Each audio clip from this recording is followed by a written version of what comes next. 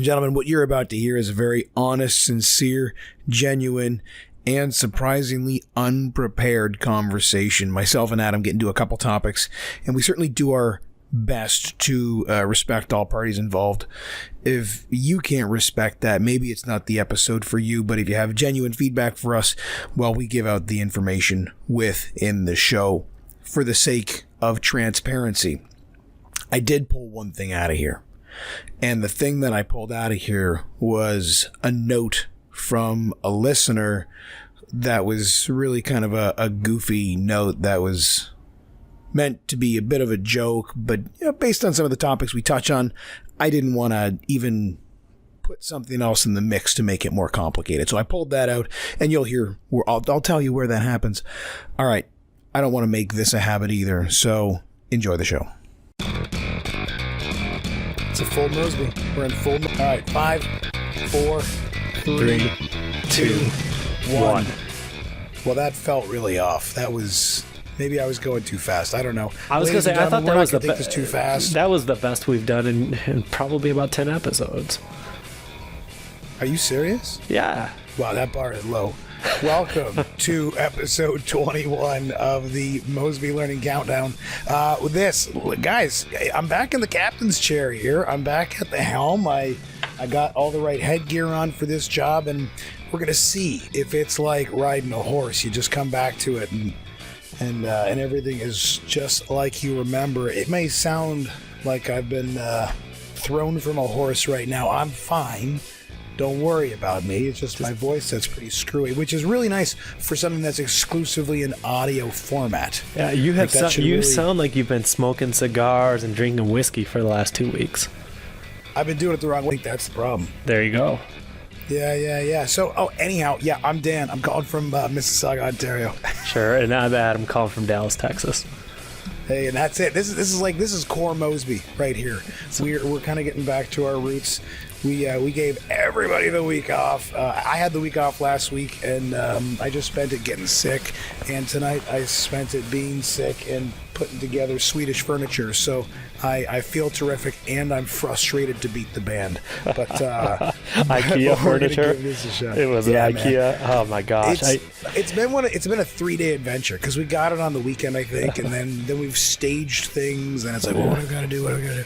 So just slowly we've been chipping away at this thing, but we made some headway. Actually, we got it done tonight, so we're in good shape. Congratulations! Yeah, we have some IKEA furniture that has lasted, and my wife keeps telling me we got to get rid of this stuff. We've had it for 10 years, and she's like, it's on its last leg, and I'm like, no, it's staying around forever. Just keeps going with us. Yeah. Yeah, that's right. A beanbag doesn't get less of a beanbag. It's still a beanbag. Still a beanbag. That's right. Hey, just a quick PSA for folks out there that work in an office setting. If you use the last coffee thing, the last coffee single, and you just leave an empty box there, you're an asshole. That's just a quick PSA in case you didn't know. If you do that, you're not a great. You could be a better person, I guess. I shouldn't use such strong language. You could be a better person is what I should have said to begin with. Yes, and I want to double down on that real quick because we are green at our company. We've gotten rid of a lot of the K-cups because plastic and everything like that. If you're the last person who drinks out of the coffee pot without starting a new one. Story. Yeah, same story. That's even worse though, right? If you just get the K cup, that's what I say. Yeah, you get the K cup. You can just go in the box, get a new K cup. If you got to brew one of those big old pots, you're a 5-minute. It's an entire production when you could have just filled it up and sent it out. 5 minutes, anyways, and then you're standing there like a goofball. Yeah. Just waiting for people, and then you're all standing there like a bunch of goofballs. Nobody wants to talk about stuff. No, it's horrible. And it could have been solved right there. That guy could have just popped in a little bit of coffee, popped it in 5 minutes. He would have been gone, and there would have been coffee already brewed. He's gone. Ready for the next person. Pay it forward. There you go. Yeah. All right. Pay it forward. If you want to pay us a message, if you want to send us a little note, mosbylearning@gmail.com. Adam, you like a hawk, ladies and gentlemen, like a absolute hawk. He watches this thing, and like I said, we're going to probably have like a little ticker tape parade. Like a hawk, ladies and gentlemen, like a absolute hawk. He watches this thing, and like I said, we're going to probably have like a little ticker tape parade when we get an email coming in. I did get a message through an alternative channel, which I'm going to read in just a moment. So we'll open up the mailbag in a second. But as show notes for this are going to be at mosby.ca/021. And because I don't know how you guys listen to this thing. You know, we had just a real quick social media update here. We've had some mild success, I suppose, over the last couple episodes where people started to notice us and started to pay attention.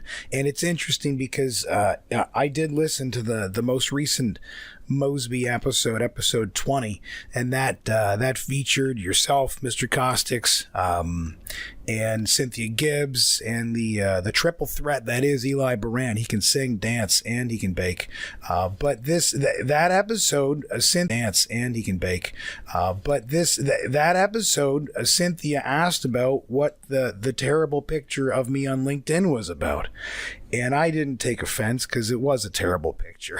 But it was a terrible picture that was attached to the scores of the capability model quiz, the assessment that you and me and Eli talked about on episode 19. And if this happens to be your first episode, I don't know, maybe it is. If it is, I would ask you, I'm not going to encourage you because you do what you want, but I'm going to ask you to go check that one out, and we'll just track back a couple episodes. That's mosby.ca/019 for that one. But I attached my assessment results to that. It was like a scrolling document on LinkedIn. And, you know, one of the things that I think we do here on this particular podcast is we peel back the curtain and we tell you guys what, because other people out there probably feel the same way had they actually completed it. Now, that particular, again, in the spirit of peeling back the curtain, that particular piece of content on social media that got some of the most significant views that I've probably had on LinkedIn in the past 2 years. This is one of those things where, you know, I'm like a small fish in a small pond, or a medium fish in a medium. I don't know what the hell I am, but I had about 2,500 views on that one piece of content. So it seemed to have struck a chord with people. And I really think that that's one of those things that, well, Adam, you and I, we did our song and dance about how we, why don't you give like a 2-second version of what our song and dance that we did in Washington and Dallas was? Sure. We went through microlearning, and we talked about, you know, our steps of microlearning. And I think this is where it gets very similar, is we talked about all our failures along the way.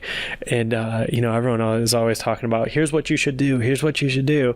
And, you know, a good majority of our presentation was here's what you shouldn't do, because we did it. And here's what we learned along the way. And so it was a whole presentation about, you know, taking an organization, implementing a microlearning strategy, what we did, what we learned over the course of almost 3.5 years, and I'm still learning today about it. And so the same type of chord, though, I think is very similar to what you did in LinkedIn, is when we were talking, we would go through each small segment of, you know, communicating. How do you communicate out the microlearning? Like, we didn't do it, and we talked about how nobody came. Like, we spent time making stuff, nobody showed up, nobody watched it, nobody even consumed any learning.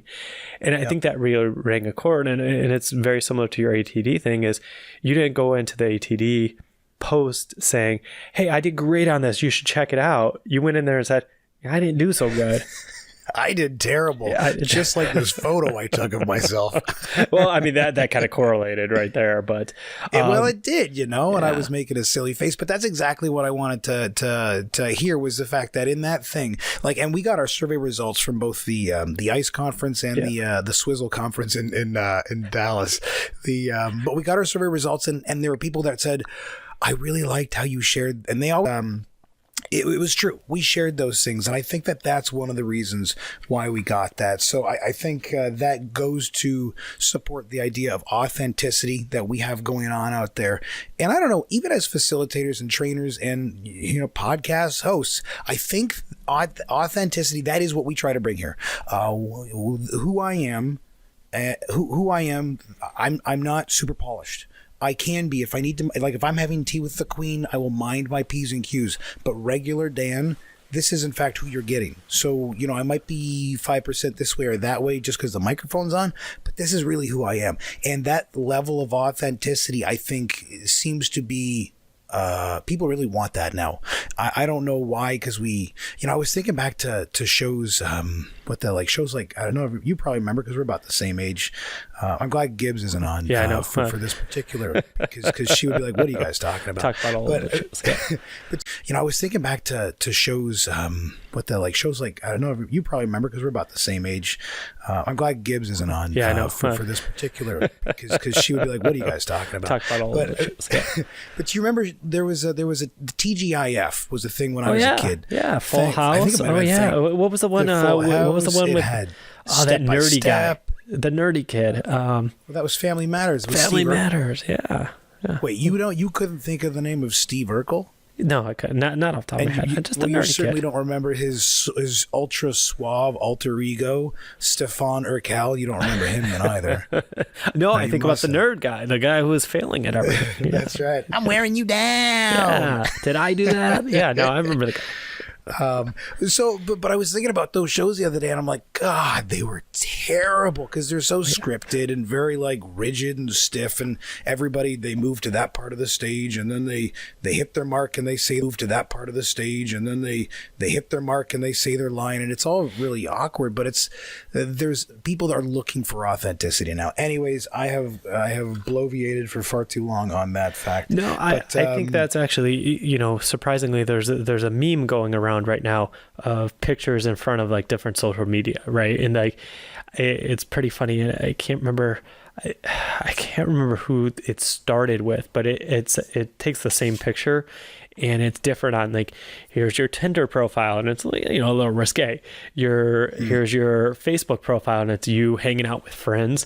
And then it has two other ones. I forget the third one, but then the fourth one is here's you on LinkedIn, and it's all professional and it's the same person in how they relate into social media. And, you know, especially where you and I kind of play as far as social media goes. I know you're on Instagram now, but, you know, LinkedIn, it's all super positive. It's all accomplishments and then it's, you know, there's a lot of corporate stuff. And so there's like tips. There's a few people out there that are, and those are great. I mean, you want to get those sort of things. I mean, it's a professional network, so you want to have things that relate to the profession, but we still want to see that level. I want to see that level of authenticity, you know, and I think that that's something that we can bring as those of us that if you're listening to this, that you're a facilitator.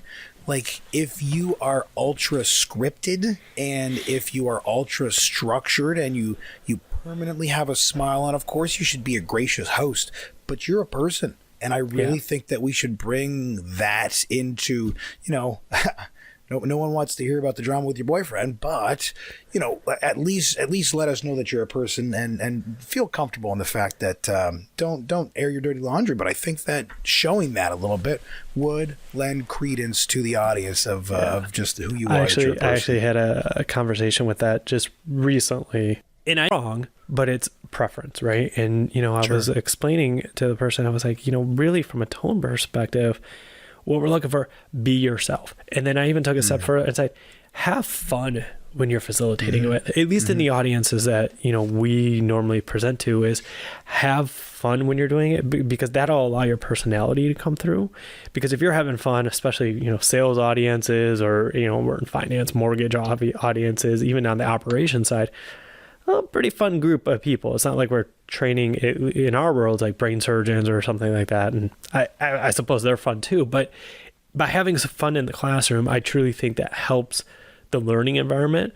You know, not cheesy fun, but truly, if you're having fun, your participants are probably having fun, and everybody's having that tone, and it's going to turn out to be a better class. I agree, man. All right. So as I wasn't on the podcast last night, it was a really great opportunity to kind of take a step back. And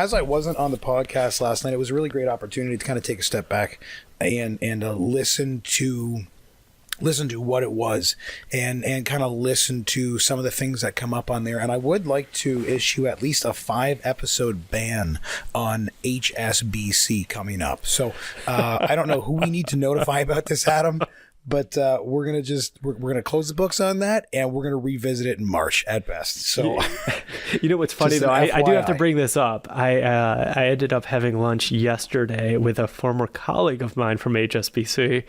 And Jesus Christ! I'll be damned. You know what he said, and this is the honest to God truth. He goes, you know, and we've been out at HSBC. We both got laid off 2009, right? And he's like, you know, just looking at companies, I just haven't found that home. Just like you, I mean, you know, you were at HSBC. We were there together.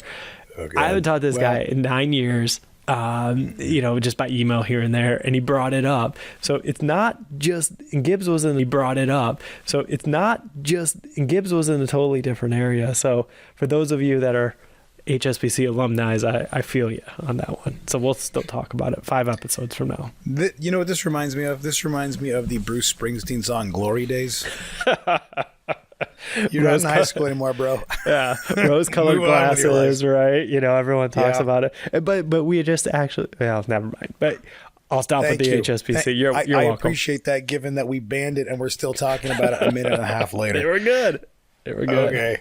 After these messages, we'll be right back. Yeah, this is where we took the email out. All right, enjoy the rest of the show. I do want to thank all the other listeners that we do have, because there are, like you said, there's 2 other people out there that are listening to us. So I do thank everybody. And that was one of the things that was interesting about that piece of content that I put out there. They got so many views, where there were 2,500 reviews from ATD to listen to that podcast. Looped in. Where we talked about the competency model. And it wasn't just anybody at ATD.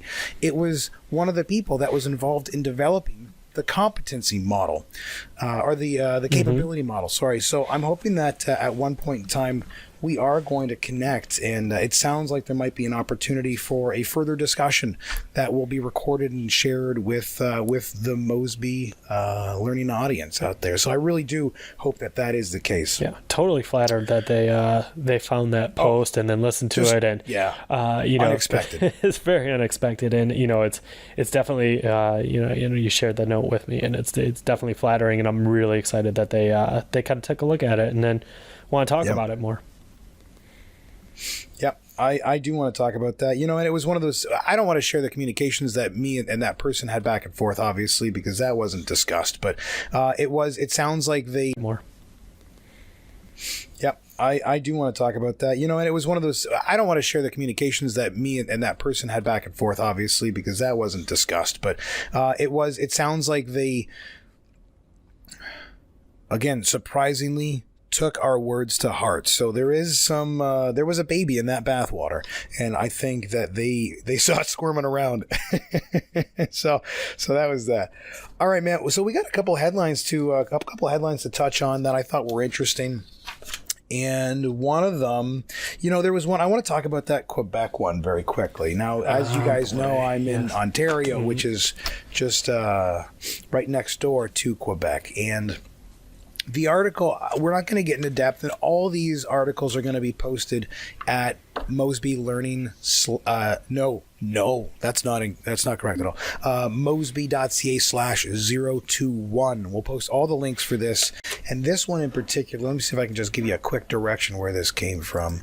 This came from driving.ca, but the gist was it had to do with Quebec offering online training to drivers, and oftentimes we think of people that are learning driving skills and that they're a 15, 16-year-old kid, you know. That's not always the case. That's not always the case at all, because sometimes people come from a different country. They come from somewhere else, or maybe they've just lived a life where they haven't had to do it. But it brings up the idea that training, I guess, certain things can be done online. I know you guys talked about the Boeing 737 MAX flights that they were trying to just put a Band-Aid training program together, sounding like with just tablet kind of, who knows if it was Click Next or something like that.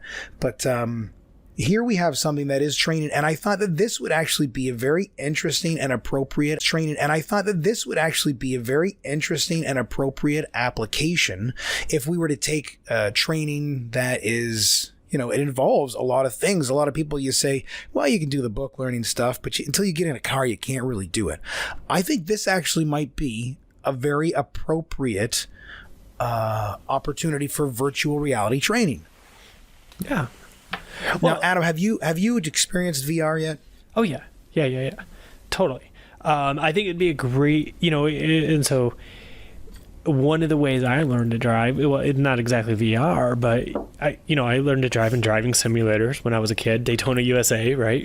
That was a big arcade game when I was, growing up. I used to play that all the time. Cruising USA, we used to go to the arcades. I mean, so, well, it wasn't a tit for tat type of, hey, this is a driving simulator to learn you how to drive. We would utilize those driving games. It's a video game. But I had an idea of how to kind of maneuver a car, so I can see that. Well, let me ask you, though, specifically about virtual reality. So have you experienced virtual reality?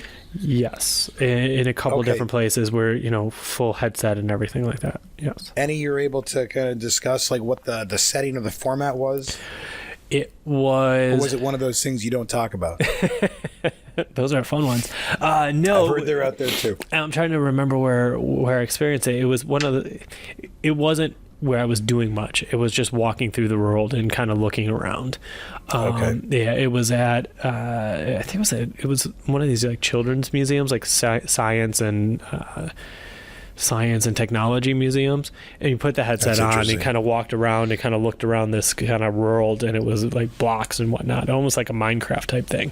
And so every which way you looked, you would see that I wasn't doing anything. Right down the road, you would see that I wasn't doing anything. Right down the road from me. The reason I ask. Sorry. The reason I ask is because I've only played a couple of virtual reality games, and one of them was you're on a carnival ride. It's a haunted carnival ride, and you got to shoot zombie clowns, basically. Yeah. But the thing is, so for the first minute or two of the ride, you're moving very slowly and very linearly. But then as soon as it dips down and it accelerates at the same, like you've been playing at the same sort of like steady pace for about 3 minutes, and then it dips down and you're like, oh my God, I'm sinking into the couch, so I feel as though there are certain pieces that VR allows for that immersive aspect that could fit the bill of virtually training drivers if they're not in a position where they can quickly access driving centers, or they don't have somebody that can take them Sunday, learn how to drive with their 86-year-old grandmother just because she wants to be driven somewhere, and you're 16 and have a beginner's license, and grandma's snoozing in the shotgun seat while you're kind of cruising down the highway or whatever. That's not to say that that's a valuable learning experience, but if you were to do that in a virtual reality setting, well, you could control all those things, and you could still allow for some of the sensory side of it to, if you got to turn or you got to look. I don't know. I just thought it was an interesting connection that maybe virtual reality could really intensify and make a lot more impactful online training for driver's ed. No, and I think I agree. And, one of the things I talk about in the article there is, black ice and having inexperience with that. And, so I, grew up in Michigan up there, and, 4 months later, that's when I would have my experience. And at that point I had my driver's license. So, something like that, I would never be able to experience nor even think about it, how to deal with ice. And quite frankly, actually kind of a funny story. My first car was a 71 Chevelle. It does not have anti-lock brakes. It did not it was rear wheel drive. And so, when I went around a turn, pretty badass though, I mean. I couldn't brake. I had to learn how to counter steer. So it's kind of like the Cars movie, right? You got to like steer backwards to go because you're power sliding. And like my friends, they're driving, anti-lock brakes. They got their brakes on, and it's like I had to pump my brakes, and so I'm pumping my brakes and I'm counter steering around corners. And I was so comfortable doing it, but I had to learn that because that wasn't taught in driver's ed. It was my car. So, you could, in theory, you could program something like that and say, okay, here's the type of car you have and my car. So, you could, in theory, you could program something like that and say, okay, here's the type of car you have and here's how to do it. I think it's a great place for it. And, you just take it one step further. I guess nobody does anymore, but I learned how to drive a stick the old fashioned way. And so that's the way to go, man. Oh yeah, I love it. Burn out the clutch and it smells and everything, and then you're bouncing the car. But you could learn virtually and figure that out. Yep. Actually, I wish there were more manual transmission vehicles available. Speaking of learning to drive, a guy that you and I both know who used to work at Caliber, I was talking to him one day. He was a divisional manager there, and he was mentioning that he bought his daughter a manual transmission vehicle to learn to drive, because you got to have one hand on the wheel and one hand on the gearbox. Yeah. And you can't really text. You can't really, you're you learn more. You do. And, that's something that, and folks in the learning sphere, the more you can engage people in a bunch of different ways, the more impactful and memorable and the stickier that content gets. Yeah, and generally you remember it. I was in Europe 2 years ago, and we were in Amsterdam. No big. What's that? Little trip to Europe. No big deal. We saw the tulips in Amsterdam. Anyway, we went to an amusement park out there called Eiffeling, and so we rented a car, and I got a manual transmission. It was cheaper. My wife's like, "You haven't drove a manual transmission in 12 years. What are you doing? You're gonna fail at this." She's like, "What the hell?" So I get in, and I'm like, "Okay, I got this," and I'm backing up, and I'm like, and then we get on the freeway, and I'm like, "This is no problem. We're cruising. That's the easy part." And we're getting off our exit to go to Eiffeling, and it's uphill. And I'm like, oh shit. And there's tons of cars behind us. Made it up the hill. It was really bad. I'm revving the engine high and just kind of plugging it into first gear. Yeah. And get to the park, made the biggest rookie mistake. So we park at the park, in the parking lot. And I forgot, you got to pull a parking brake. I did not. Oh. I just left the car. I just left the car in neutral, because I always pop out the car into neutral, right? Like into neutral when I'm waiting at lights. I just left it in neutral the entire day. No parking brake, no nothing. Car did not roll away, but it was not in the exact spot where we found it last time. So. Oh, jeez. Yeah. She was not happy. Shifted subtly. Yeah. So not happy. Man. Yeah. All right. Well, maybe you should have taken some VR driver's ed, man. I probably could have, man. I could have taken it on the plane over. So. All right. Let's jump into the next article here, and this is do your inclusivity initiatives measure up? This article, this article is just going to bring letters from Portland. Initiatives measure up. This article, this article is just going to bring letters from Portland next week, and it is just going to be bad. I can tell you right off the bat that there's going to be. I guess we'll find out. We're going to have to tiptoe around this entire article. So. Yeah. Go ahead. Well, I'm going to put my softest shoes possible on. Go. But this was chieflearningofficer.com. And I don't know why I think this I saw it on Twitter or something like that, because it's not a fresh article. This is from last July. But one of the things that I wanted to bring up in here, like I said, chieflearningofficer.com is where you can get this. I'm going to include all these notes, Mosby.ca/021. Man, I'll tell you take a week off and you can't even remember the damn website. I was going to say, it was like Mosby Learning. No, it is Mosby.ca. I know. Mosby.ca/021 is where you're going to find this. Yeah, this is our 21st episode. I don't know what anniversary that is. It's probably like copper or something. Yeah. But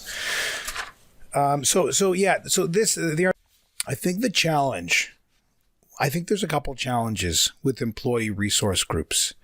And I think if I were to try to tiptoe appropriately around this, that one of them is, how do you define the groups? And they do talk about that in this article, because here's one of the things. One of the headers here, the subheaders, is one size doesn't fit all women. So the idea is that if you have an employee resource group that maybe caters to women, or that's the employee group that it's a resource for, that, well, not all women are the same woman or have the same experiences, which is fine. Yeah, I think we'd all agree to that, right?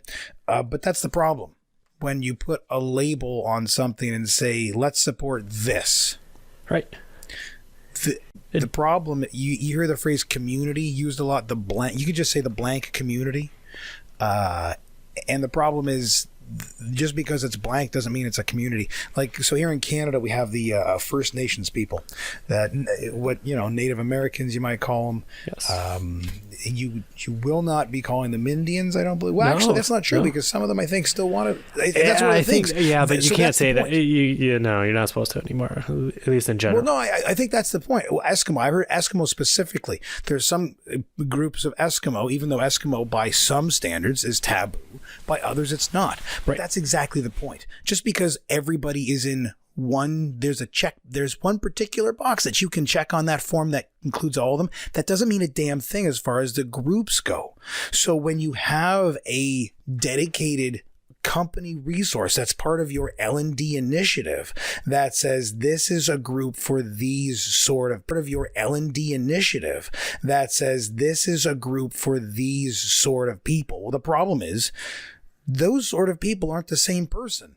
That doesn't mean they all have the same problems or the same issues. And they do try to address that in this. There's some tips here. Go ahead. Did you have some? Yeah, no, they try to, right? Because they're talking about the one size doesn't fit all women, and like within that group, it's not a how did they say? It's not a homogenous group, right? So it's not just all women, right? Because there's multinational within that group, or different diversities within that group, and that's where a lot of these programs are failing.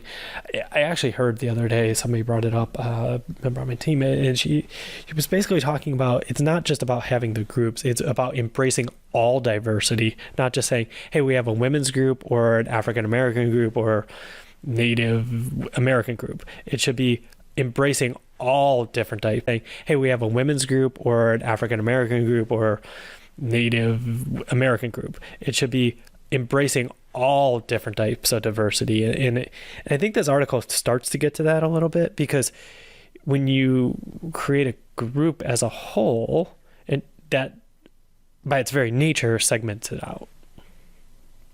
Well, that's it. You don't make an inclusive environment by making a list. Right. As soon as you start making a list, you exclude people no matter what. And I think the intention is I don't know. It's probably coming from a good place that, well, we want to give these people a hand up. But okay, well, now the problem is you have to decide which people, and they're in this article, they're specifically calling out the fact that, well, not all people that happen to be in that group need the same help or the same type of help. And when you actually get down to it, it comes down to individuals. Because groups, you can't formalize culture. It just kind of goes where it goes. And these people are who they are. So to say, well, we have an employee, the only one that I can think of that I've heard of that actually I can get behind that makes total sense to me is veterans. And now I wish Gibbs was on for this part, because I know she's got a soft spot in her heart for vets. Well, anybody that serves, they don't have to be a veteran, they can be active. But because you can probably guess, not all the time, but you can probably guess there's going to be a lot of similar needs or considerations, or well, we know they gave up something to support a country, whatever country they're happen to serve, But otherwise, as soon as you start defining things, the definitions fall apart once you think about them for 2 seconds. So this is a real challenge that I think that doesn't want to be acknowledged by those people that embrace employee resource groups. So I've had this idea for a while. This is a real challenge that I think that doesn't want to be acknowledged by those people that embrace employee resource groups. So I've had this idea for a while, and I really do want to do more research, because there is in L&D, there is a significant push around diversity and inclusivity. And I've tried to read some articles. I've got some books here. I haven't read them yet. I mean, I got a lot of books I haven't read. I'm very optimistic when it comes to my reading list. Just keep ordering them. Amazon, keep them in business. Yeah. I got a lot of books that are in great condition. But so I have this idea where if you were to take, because you hear about these our D&I initiatives, yep. And a lot of them are, sharing your experiences, their support groups, they're getting together, they're all that sort of stuff, right? So I have this idea that what if you were to just do that, but you didn't come and share an experience in your life? Come on. What happens if instead of, we say, instead of running a massive initiative that says, "Oh, we're looking for intersectional people. We're looking for people that are both LGBT and Latino, or we're looking for this, we're looking for that." What if we just said, "Hey, employees, what do you guys need? What are the challenges that you have, employees?" You know, because you can, when you say employees, that actually is inclusive to everybody. Right.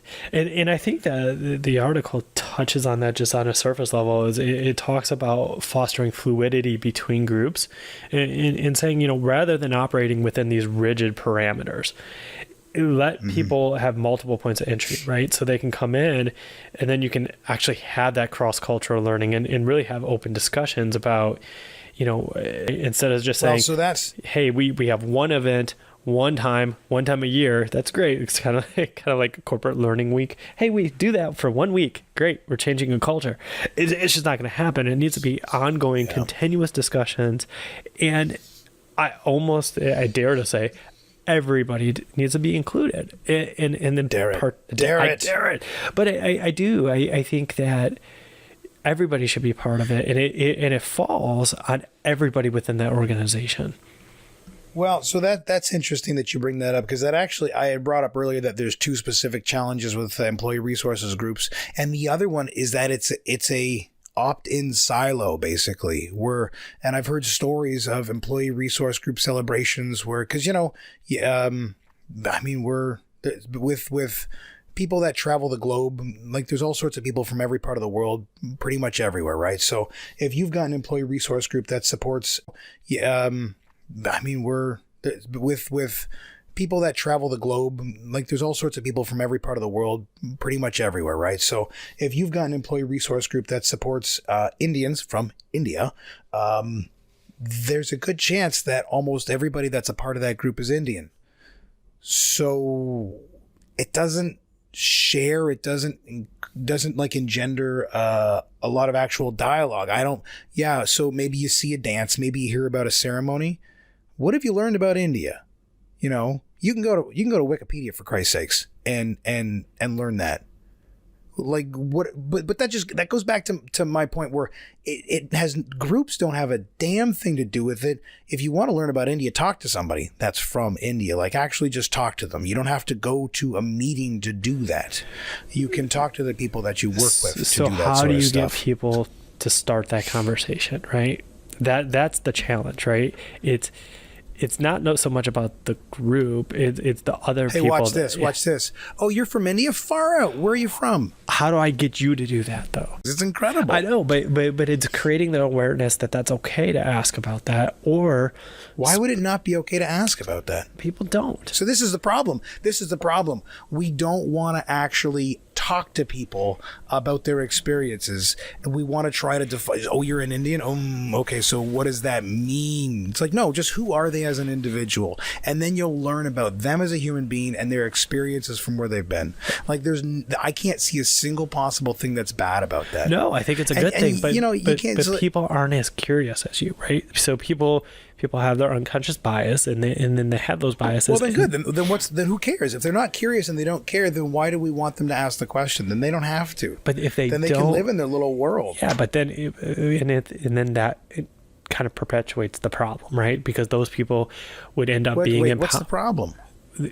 Those people, but then they're not going to be paying others fairly.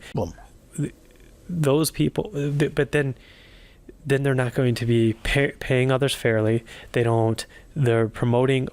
Whoa, hang on a damn second. How does me not? Okay, let's pretend for a second that I wasn't as a genuine human being that's curious about others, and I don't care about others, and I'm like, I don't care. What does that have to do with how I pay people?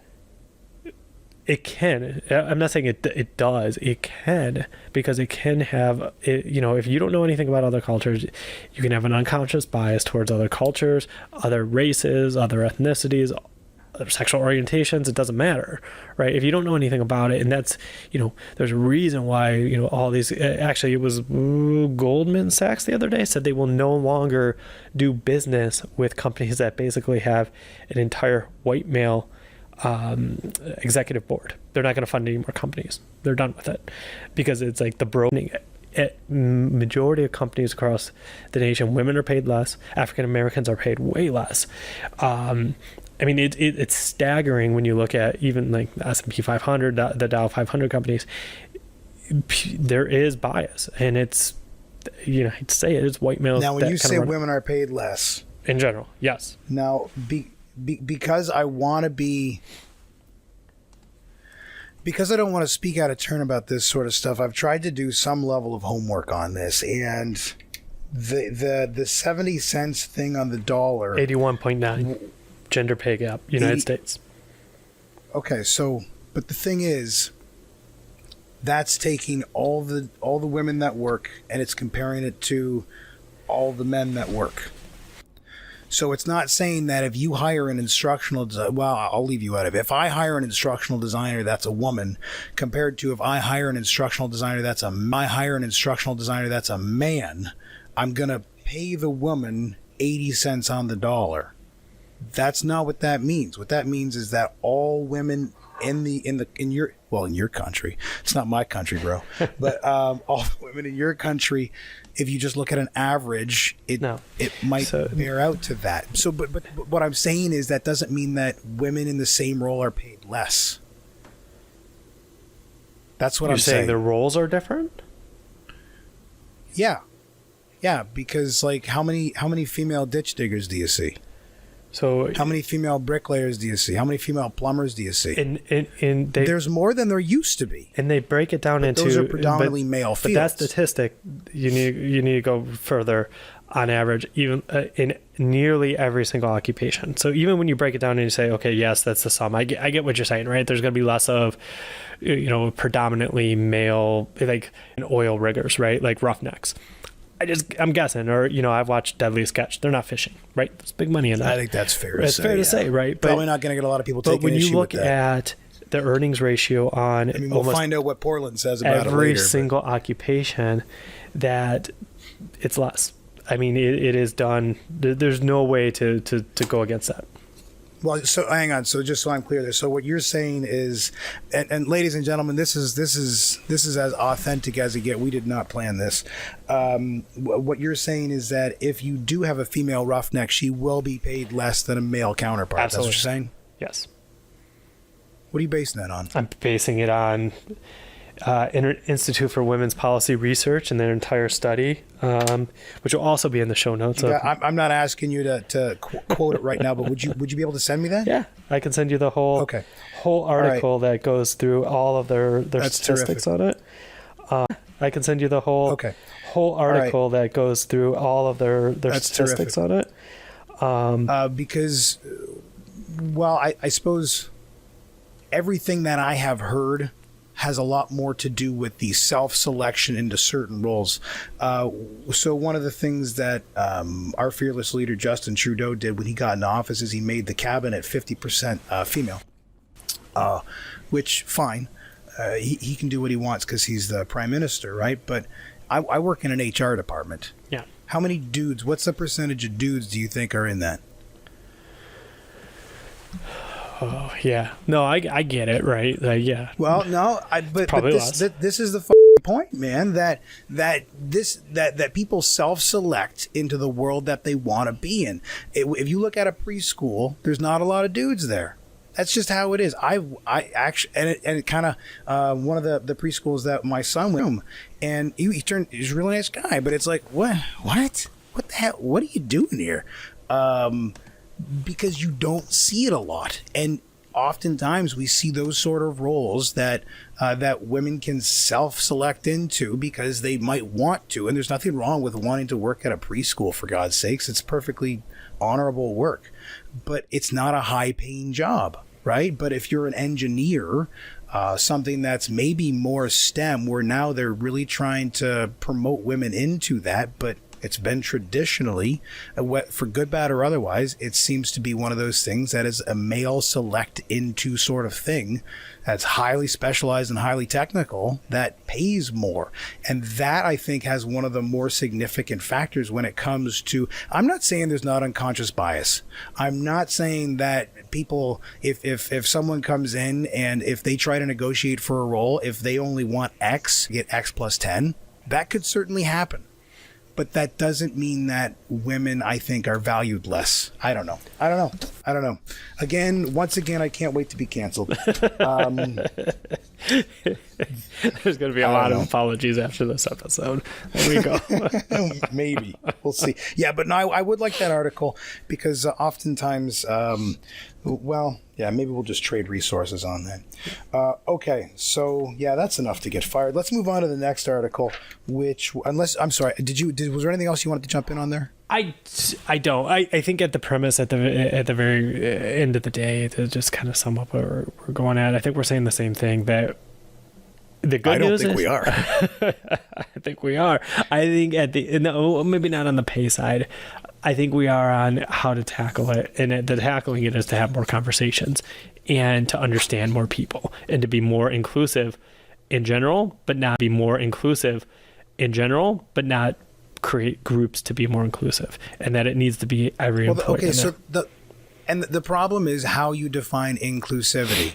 And if you define inclusivity as everybody, then sure. Like, I'll talk to whomever happens to be next to me waiting for the elevator, or whoever comes. If I'm the guy that's brewing coffee and somebody comes in, that's who I'm going to be talking to for the next 45 seconds. It's not like, ooh, I'm not a fan of people like that. I'm not going to. No, it's whoever's there I'm going to talk to. So I don't necessarily believe that that's the right way to fly. But that's the beautiful part of this, ladies and gentlemen. We can all believe what we want to believe, even if it's not the thing that I believe. You guys believe whatever the hell you want. Yeah. Okay. There we go. Even you, Adam, you believe whatever the hell you want. I do. It's and it's the Good only for way. you. All right. It is. This article that we wanted to talk about just for a second here. I don't think this will be a long one, but this is this is from the HRExchangeNetwork.com, and the title, the title is what made me click on it. Learning that targets Millennial and Generation Z workers. So there's two big things that come up in this article that they discuss, and it's really just, the article's meant to be a FYI about definitions that you'll probably want to be aware of if you have people like Millennial and Gen Z in your audience. So here's another example. I don't mean to be a dead horse that's already practically glue, but so Millennials. So there was this huge push 10 years ago about Millennials. Millennials are X, Y, and Z, right? But now we're hearing, maybe Millennials aren't really X, Y, and Z. There's a couple things that kind of make sense, but all the definitions that they applied that came with that label, a lot of them were just silly bullshit. And that's the problem with labels. A lot of things are silly bullshit because everybody in a group is not the same. I'm sorry. Okay. Back to this article. There were two big definitions that came up in here. One of them is microlearning. The other one is machine learning. So this machine learning, microlearning we have talked about, a lot. Yeah, but as we were talking here, Eli Berant just sent us a note. He asked us to talk a little bit more about. Are you checking your email, Adam? I thought we talked about this. I multitask, but he would like us to talk more about microlearning because he said we don't talk. He said we don't talk about it enough. Yeah, that sounds like him. Yeah. Okay, microlearning, you get it. It's small little things, and you guys can check this definition out. I'll have it in the show notes there, mosby.ca. I got it right. Well, I do want to spend a moment on check this definition out. I'll have it in the show notes there, mosby.ca. I got it right. Well, I do want to spend a moment on microlearning though, because one of the things that they just kind of made a broad brushstroke with is that microlearning happens on a mobile device or tablet in most cases. I tend to disagree with that. I get it. Mobile device or tablet. Yeah, mobile device or tablet.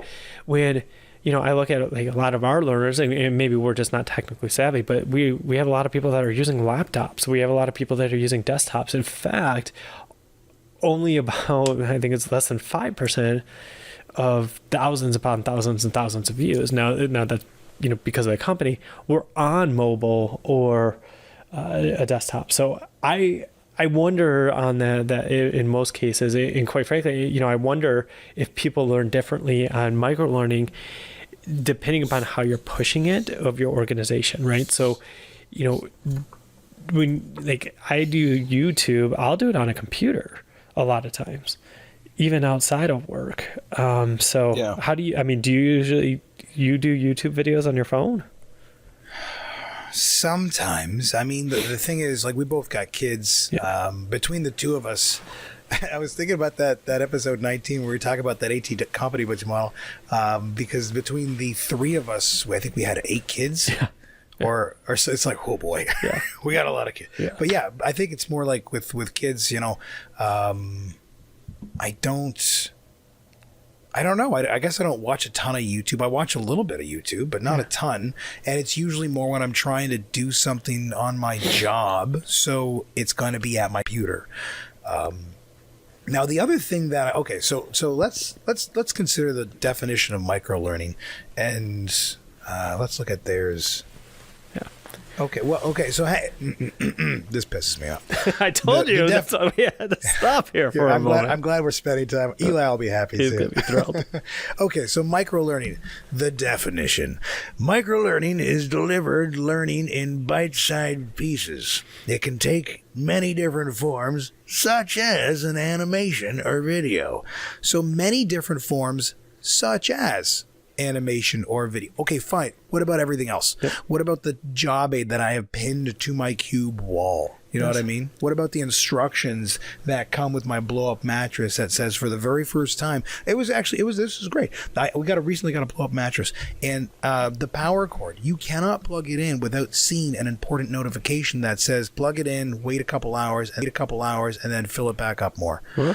So it's micro learning doesn't have to be restricted to a screen. So whatever. Right. And, and one of the things that they talk about, though, too, is microlearning is the bridge between formal training and application.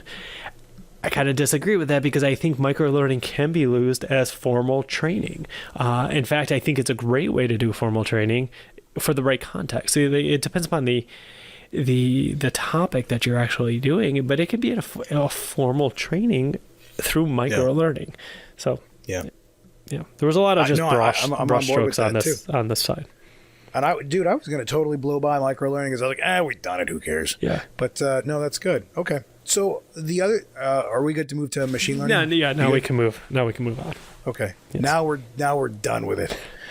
We're never talking about microlearning again. Until next week. Okay. So machine learning was the other thing that was in here, and so you guys, relational speak, I don't care for, because again, it has to do with labels, and a lot of them aren't accurate. But the idea that that's what got me to the article. I was annoyed at the headline. I'm like, well, let's just see what this is. And then I saw it and I was like, oh, okay. So the microlearning thing, again, who cares? But the machine learning piece, this is interesting because there was a job I applied for a while ago where this thing came up in the conversation, but I don't think the term machine learning was used. And I feel like this is actually one of those things that if you're hearing it out there, what does it mean? And I guess we should take this definition with a grain of salt because we just chewed up their micro-learning definition a little bit. But so for machine learning, the gist that I'm gonna try to do them service and summarize this for you guys is it's a learning engagement or experience that a learner would take, and depending on how they answer a question, it's a learning engagement or experience that a learner would take, and depending on how they answer a question, will change the next question that they are prompted. And so if they answer it well, they might be prompted with a slightly harder question, or if they answer it poorly, they might be given a slightly easier question. So it kind of accommodates the learner's demonstrated proficiency and tries to bring them up, or tries to meet them and then bring them up. Does that seem like a fair summary there, Adam? That is correct. At least that's what they're talking about in this article. That's right. Yeah. So assuming that what they're talking about is accurate, I have heard that described in other places. Yep. And I feel as though that's one of those things that they would have at like massive organizations that have 30,000 people or, maybe even 10,000 people. I don't know.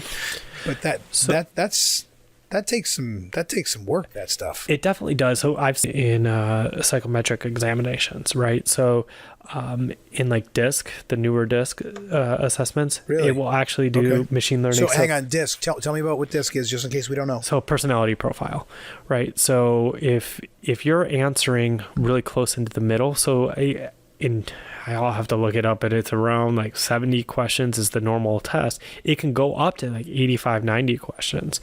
And the reason being it can go up is because it can adapt based on if you're answering questions that are, you're answering like right in the middle, it'll throw more questions at you to come up with its profile. So it's kind of learning what you're answering. So there's a logic behind it that's saying, hey, if you're always... Yeah, it's like, okay, I'm active or I'm not active. And I'm like, I'm kind of in the middle. And then you answer the next question of, I'm really fast paced or really slow paced. I'm in the middle. Like it'll keep asking you the question in different ways because you're not giving it an answer. And so it's adapting based on what you're answering. Interesting. Yeah, that does sound like in a nutshell. There's DISC as a organization, they're big. Yeah, so and they've been around for a while. So and they're in the business of understanding people, and for $140 a pop or whatever, we'll give you your answer. So they're well funded, I imagine. Yep. Excuse me. There's that coronavirus coming through now. Man, I shouldn't joke because that is a friggin' mess right now. It is. There's like 8,000 people. I was looking at Twitter earlier. I'll preemptively apologize. Yes. Yeah. But I think to your point, it has a lot of usage. I think the machine learning as a whole, for our types of roles, like what we're doing from the learning side, probably not as we're not getting into algorithms. We're not getting into that in depth of programming. But I could see e-learning developers creating some of that stuff where it's learning based on what the learning. But I could see e-learning developers creating some of that stuff where it's learning based on what the learner is doing, right? And it would probably be more from the algorithm perspective, right? If the learner continues doing this, it automatically throws them a different question. Or if they're continuing to answer this way, it's going to steer them into different content because that's in effect machine learning, right? Because it's if you're getting this answer wrong, this answer wrong, this answer wrong, 3 in a row, the system, you say, okay, that's you my have your eyes closed, right? Yeah, but my system parameter, right? The machine's learning that the algorithm that says, hey, you know what? They instead of going on to the next section, they automatically get a refresher part on what they just learned without even knowing within the e-learning. That's true. That's the beauty of it. But that's one of those things that's going to take dollars and cents to get there, and for the small, that stuff, that's not there yet. I mean, maybe 5 years from now, that becomes a little more prevalent. And I see a lot more application for this than I would for something like a lot more general application for something like that than something like virtual reality, or augmented reality. Yeah. And what I see a lot of opportunity for application is just micro learning in general. Oh my gosh, yeah. Almost exclusively microlearning. Yeah. All right. So that was the articles that we wanted to touch on. I did have a CAN training fix, and I don't know if we really have time or want to dig into that based on what we have left here. Tell you what, let's take 2 minutes and talk about this CAN training fix. So you guys may have heard of Megxit, which yes. They're out. Markle? Yeah, they're out. They're gone. Markle. Okay, so Meghan Markle, also, who cares? But so in Canada, we still do have a fascination with the royals. It's everybody does, but it's not everybody does. No. Let's not take that brush. No. There's no fascination. It's really funny because oh boy, let's talk about guns for a second if we could, because I think this actually there's a direct correlation. Yeah. Well, no, this doesn't have to do with me per se. It's got to do with American gun culture versus Canadian gun culture. Okay. And it relates to the Royals, if you can imagine this. And I think it really has a lot to do with how each country separated with England. Because you guys said, I'm done with you, get out. Oh, yeah. And we waited like another 140 years and said, we're cool, right? Are we good? Are you guys cool if we take this? And we waited like another 140 years and said, we're cool, right? Are we good? Are you guys cool if we take this? So they're very different approaches. Yeah. Well, actually, that's what's written into our Constitution, right? The right to bear arms, and that goes back to militia days and Revolutionary War, and that's right. We were going to fight it for it, and Canada's like, all right, yeah. Well, so that's. Please and thank you. Whenever I talk to people up here about it, like it's actually part of your DNA as a country, because you guys had to do that to get rid of British rule. So it's different. It's different than it is up here. So people up here, there is, ladies and gentlemen, for my Canadian listeners, a lot of, and I've heard this elsewhere in various conversations, where there's a looking down our Canadian noses at some American behaviors and cultures, but I might suggest that's just our bias showing. So Harry and Meghan, they've taken off. They've totally absconded from their royal responsibilities, whatever that might mean. And so here's the thing: Meghan can act, but what does Harry do? And I'm wondering. I saw a couple of headlines that said Harry needs a new job. Basically, what's he going to do once he gets here to Canada? Once they've scurried off to British Columbia to save polar bears or whatever it is that they're going to do over there? What sort of job is he going to have? So does he possibly need reskilling? And is this something that has crossed your mind lately, Adam? I've been doing a lot of thinking about it. I take a step further though. Is he on a visa? Like, does his visa expire? Are you guys just taking him in? Does he get a green card? Like, how does that work from an immigration perspective? That's a great question. And if I had to guess, I think him being part of the royal family might give him carte blanche to do. He might be able to become prime minister tomorrow. I don't know. I really don't know what this means. But Mr. Trudeau better look out. Yeah, no, it sounded like I haven't read a lot of articles about it, but there was an article top that I saw. Just a headline. What are they going to do to continue their lavish lifestyle? I'm like, just the brand alone. What was interesting, I did hear a little bit about this, is that they're not able to be called Prince Harry and I guess it's princess or what she is. They're not able to use the royal titles anymore, but I'm like, it's still Harry. Like, it still happened. What do you mean he can't use the title? Like, even if he goes on to, it's like a trademark issue. Yeah, the Tonight Show, and says, you can't cook. He's going to be called Prince Harry from now until eternity, but I didn't really understand the title thing. Well, that's what's hilarious about it. They say, we're done with we're going to live a life of poverty. It's like, well, you're not going to, because you're always going to be super famous and everybody's going to want to love you and throw money at you. So you can say to the Queen, no, we don't want your you're fine. Shut up. Yeah, nobody cares. He will be fine. And he just has to write a book, right? Like, so you should go into reskilling, like write a book or get a ghostwriter. He's going to sell millions. Go and start public speaking, right? It's $100,000 and he could just talk about nothing. I mean, it's pretty easy. He should start a podcast. I mean, the podcast money is sweet money coming in. And but at the end of the day, I think the guy's going to be fine. I don't think he even needs to be reskilled into anything. I think he needs to just talk, and he'll make tons of money. So training does not need to fix Mr. Harry. All right. You know what? And this is why we ask this question on this program, because sometimes that's the answer, but other times, like we see today, maybe it's not the answer. Harry's going to be just fine. All right. Thank you for that, sir. Let's move on then to, so there was a couple things that I wanted to touch on here just before we wrap stuff up. And we're kind of getting, well, hell, we've been long-winded since we started, but we're getting a little long here. I wanted to go back because, man, I was jealous. Ladies and gentlemen. I listened back to this conversation about designing for users with certain disabilities, and I was like, I wanted to be a part of that. So we're getting in a second week. Let's start it over. All right, let's go back to the background. I know, but this is just going to be Dan bitching about stuff, so it'll be different. So I heard... because I put the article in there for God's sakes, and then I wanted to talk about it and it wasn't there. So here's the thing. I saw this article posted on LinkedIn, and I saw somebody in the comments say, "Wow, this is terrific." Comments say, "Wow, this is terrific," and it's like a list that if we just do all those things, that tells us how we should design. But the problem is that doesn't make sense, because each one of these pages, there might be something that you could pull from every single page that you could cobble together and say, okay, this rule works, that rule works, that rule works, that rule works.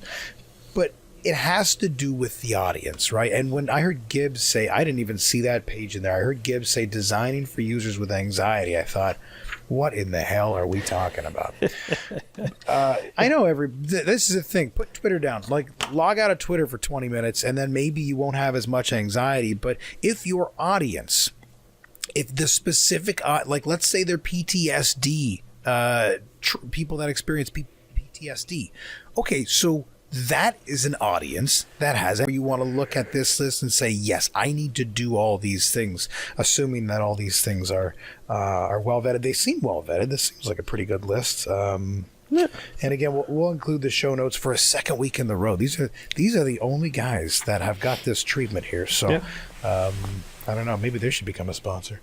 But I don't know. That's what I was thinking. And I actually wanted to. It would take too long to do the activity that I wanted to do. Again, in the sake of transparency, what I really wanted to do was take this thing and say, okay, if I tried to do everything in here, is it possible? Yes. But I don't think that's the intent. And I don't think that that's what we should trying to do, because we should try to do a proper audience analysis and find out the things of that audience and tailor the material to them. So yeah, I think it's tailored. I think it's tailored, but I do know there is definitely, not in our world, but there's definitely people that have to take those things into account. In our world, but there's definitely people that have to take those things into account, right? They have to design based on the audience, I'd assume. No, just based on their corporate structure. There absolutely is e-learning designers that have to take it into some multinational companies. There's different laws throughout the world of how you design e-learning. The government makes e-learnings different, where you actually have to take that into account. So there is definitely people that just have to design that way from a compliant perspective. Now, the anxiety one, I agree. I've never heard of that one before, and maybe that's just I'm not there. But I was more talking about the low vision and there's another one. I don't think it's well. Autistic So that's the one. sort of thing I don't really take issue with. Yeah, the low vision made sense, and then screen readers kind of made sense too. Right, from a dyslexia one, I don't know if you're doing that everywhere. So I guess I don't know all the rules with that. Not everywhere, no. But it is maybe it's like a support resource for people that are dyslexic. So you would do it. And it's funny because I'm taking a course right now. I am in fact trying to upskill my own self with I'm taking a technical writing course right now, which is I should probably be doing homework for that. But here I am talking with you, sir. But one of the things that we talked about in week 1, or that I got to read, let me tell you about Blackboard, this piece of garbage application that every continuing ed program uses. There's another sponsor. The list gets smaller. But anyhow, one of the things that I read about in week 1 was designing for the audience with regards to technical writing. And I really didn't think that there would be an issue designing like a user guide. Was that men have color blindness around 8%. Around 8% of men have a variety of color blindness. And I think women were around 3.5 or 4%. So, but I mean, like, okay, so if my audience is 60% men, they were not. They were really making that point. Like that was the point. That was the point there, yeah. Yeah, because then you have to design a document based on the audiences. So the whole thing is you got to basically create a user guide by the end of the program, right? And in a very technical way. And it's been good. It's been really good because, as you guys can imagine, I kind of run on the more casual side with my documentation, just like my my I don't know, whatever the hell I am, but it's been really good so far, and it's been educational, and it's been helpful to do like task analysis to break stuff down. But I had not considered for a second. But and this is like task analysis to break stuff down. But I had not considered for a second. But and this is the actual example. I think it was the male audience was maybe 65 or 70% of the audience, 30% women. For whatever the product is that you chose, there was a prescribed thing because they wanted to make you take that element into account. But I'm like, okay, even if the dudes, there's 60% dudes who have 8% vision stuff, but then there's the 40% ladies that have 4%. You're still okay, fine. Then just make it for. Why don't we just always design with that in mind? Unless you have, so go to the audience analysis. Unless it's 95% one or the other, well, that might influence the decision. But yeah, I don't know. I think that I'm hoping that whole activity was just to prove a point. Because if anyone's spending that much time, they're not getting anything done, right? Well, I would love to do that. Speaking of technical writing, yeah. Well, I mean, I'd love to. Formality. Yeah, if you're doing sure. that type of analysis formality, you're probably not in the for-profit world of any type of business, right? That's a true academic thing. I don't know that that's necessarily. I hear what you're saying, but if you're in the business of creating microwaves, there's probably going to be a user guide you have to make for it, Oh, yeah. Well, that's just it. If you're making products, there has to be documents that go with it. Now, the fun part is when you order products on Amazon and they're written by someone in Singapore that doesn't have a great grasp of English. It's what are they talking about? Yeah. But again, you figure it out, so you don't really need the guide. I mean, those things I throw out all the time. You get something, and I'm like, I'm just like, well, that's you though, man. That's you. I'm like that too. We're not really. Let's read first. It's let's push buttons. What does this thing do? Oh, I broke it. I mean, did you read? I need to order another one. Yeah, you put all. That's you though, man. That's you. I'm like that too. We're not really. Let's read first. It's let's push buttons. What does this thing do? Oh, I broke it. I mean, did you read? I need to order another one. Yeah, you put all that. Yeah. That's actually pretty funny. Yeah, did you read all the instructions for your IKEA furniture step by step? Well, there's not a lot of words in them, so that's pretty easy. You just start rolling with it. You start putting it together. I mean, you made furniture today. Oh, it's amazing. Man. You know what I have to say? We'll talk about IKEA another day, but they do a nice job with regards to some things, and other pieces it's come on, what are you guys thinking here? That's ridiculous. Exactly. Now, I did have a note that I wanted to talk about Microsoft Stream. Let's talk about that another day because I've had my hands on that recently. It's got some really interesting features. And if you're not familiar with Microsoft Stream, because I have met about 2 people. Never heard of it. They happen to have both been in my IT department. They're familiar with it. So Stream is if you have a collection of tiles that says, all apps. You click it, and one of them is this thing called Stream, which is kind of like a Microsoft version of YouTube. And if it's a corporate account, it's going to be your corporate YouTube. So there's some interesting functions to it that I'd like to talk about on another day. But that was we've talked long enough. Unless you wanted to talk about that, Adam, or was there anything else that you wanted to touch on, man? I think we're good. Let's talk about that another day because I want to dive in. I've never heard of that. It is. I think it's worth talking about because in the same way that you and I might throw a user guide out, and I'm not saying there's not a place in the world for user guides. I've always maintained, because for a minute, me and Adam were branded as the micro-learning guys, if you can imagine this, and I've always maintained that micro-learning is part of a balanced training diet. You need to have that want the different things. Some people want user guides, some want quick reference guides, some wants videos. So, you got to just accommodate as much as you can to get people as skilled up as you can get them as quickly as possible. And as long as you make a lot of micro-learning videos, it's good. That's right. Well, you certainly can with Microsoft Stream. So we'll talk about that another week, I think. So I did have a note from Portland that I wanted to touch on here. And this is good. And you can find, ladies and gentlemen, all the show notes that we have at mosby.ca/021. If you want to send us an email, it's mosbylearning@gmail.com. And Adam's going to let us know. He's going to blast that out. We'll have a royal proclamation from Harry now that he's looking for a secondary career. I hope I get an email from Harry saying, you know what, I need to be trained on something. That'd be fantastic. Harry's gonna be like, you got it. And then and then if anybody knows how to answer that immigration issue, that's been actually keeping me up at night. You done messed up, Aaron! There you go. So this note from Portland, this is interesting because I was one kind of like last minute today, via Owl Mail there, but it was last minute. I was like, Jesus, because I was off last week. There you go. Like maybe, and if there wasn't a note, I was like, oh, geez, well maybe it's me. Maybe I'm the problem. You know what I mean? Might be. So, but as we read in this note, I think that might be the case.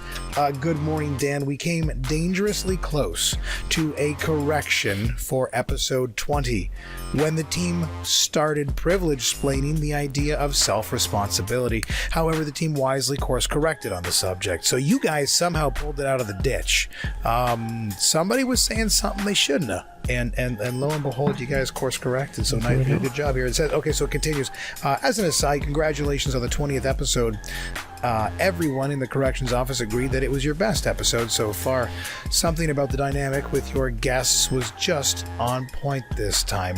And I feel like this is actually a shot at me. Because there you go. I wasn't you were there. not and there. I feel like it's like they're thumbing their nose at me. It goes on to say, and in quotes here, electric, said one team member.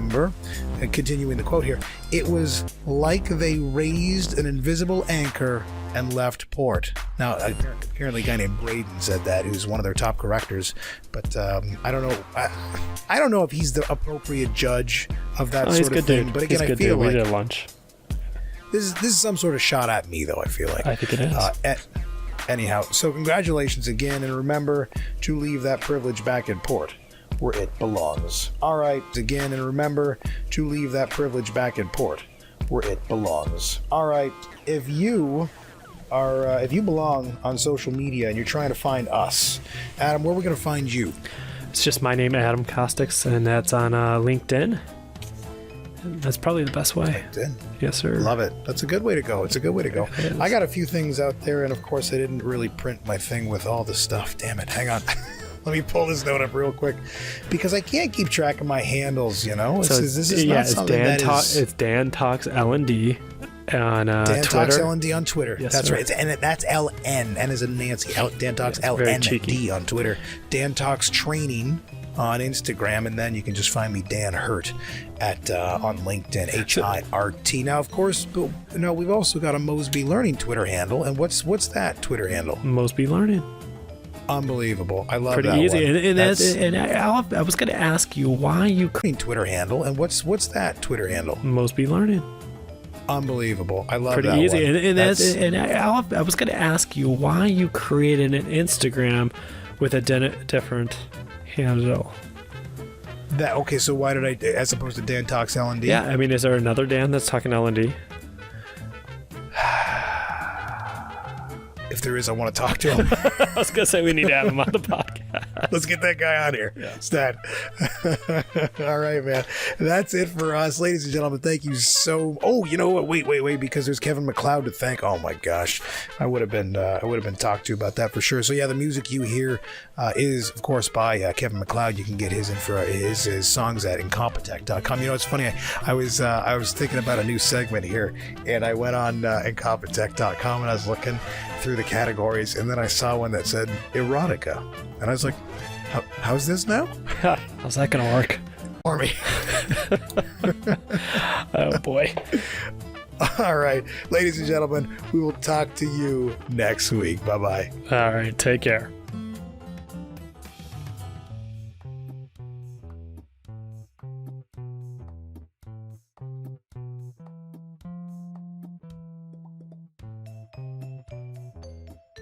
I'll do topless, but we're not talking about downloads yet.